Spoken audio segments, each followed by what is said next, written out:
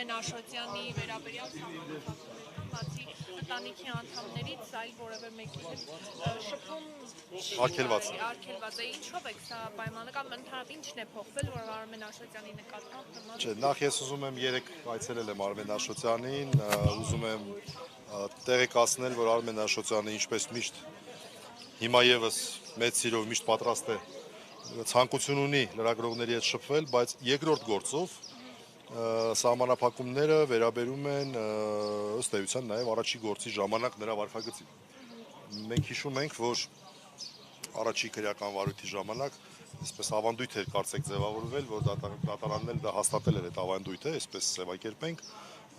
դատական նիստերի դահլիճի սահմաններում մի քանի մինչև 1 րոպե տևողությամբ որոշ հարցեր էին տրվում, մինչև Արմեն Աշոտյանը դուրս էր գալիս, դա արդեն ոնց որ եւ կարծում եմ դատարանը հրապարակեց այդ որոշումը այն պատճառով, որ որպեսզի մենք չկարծենք, որ նույն կանոնները այստեղ են գործում, բայց չէ, մենք լավ տեղեկացած էինք, մյուս դատական գործով ցավոք սրտի մենք ունենք շատ խիստ սահմանափակում բացառությամբ պաշտպանների եւ ընտանիքի անդամների։ Սա է, այսինքն այս վարքագիծը, որ մենք ձեզ սովոր իրավիճակում չհայտնվեցինք, դա Արմեն Աշոտյանի կամ մեր կամքով չի պայմանավորված, այլ երկրորդ քաղաքական հետապնդման քաղբանտարկյալության հիմք հանդիսացած երկրորդ գործով է պայմանավորված։ Բայց այ օրինակ որոշակի հարցերի պատասխանները Արմեն Աշոտյանի կողմից լրատվամիջոցների, դա ինչպես է անդրադարձել գործի վրա, ինչպես է գնացել, որ որոշել են նման խիստ Ես եկեք ճանապարհանք որ շարունակենք։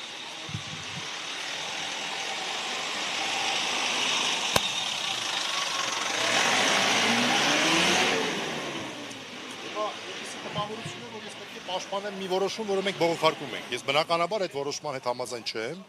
Համաձայն չեմ եղել ի սկզբանե 1 ամիս ժամկետով, սկզբնական երկրորդ գործով առաջին կալանքի որոշման, իհարկե համաձայն չենք։ Երկրորդ որոշմանը, որով 1 ամիս ժամկետով երկարացվել է 2 ամիս էր միջնորդությունը, բայց էլի երկրորդ անգամ արդեն դատարանը մասնակի է բավարարում, սա արդեն մտածելու տեղ է տալի այս խայտառակ շրջանում, երբ որ բոլոր միջնորդությունները ըստ էության գրեթե ամբողջությամբ բավարարվում են։ Եվ մենք բնականաբար դրա հետ համաձայն չենք,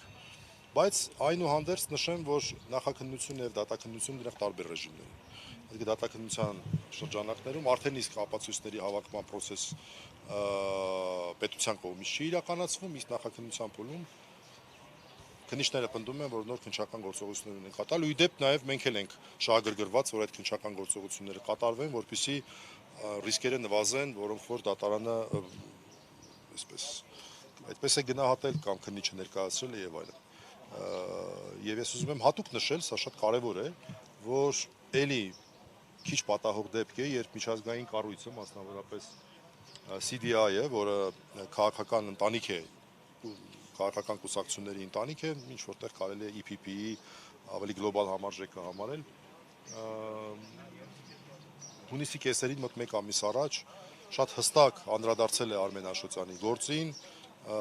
իր մտահոգությունն է հայտնել եւ հիշեցրել է առաջին գործով նրան քաղբանտարկյալ ճանաչելու մասին։ Այսինքն այս գործը նույնպես որոշակի միջազգային ուշադրության կենտրոնում է եւ մենք անկեղծորեն հույս ունենք, որ այս process-ը անազատությունը երկար չի տևելու։ Շնորհակալություն։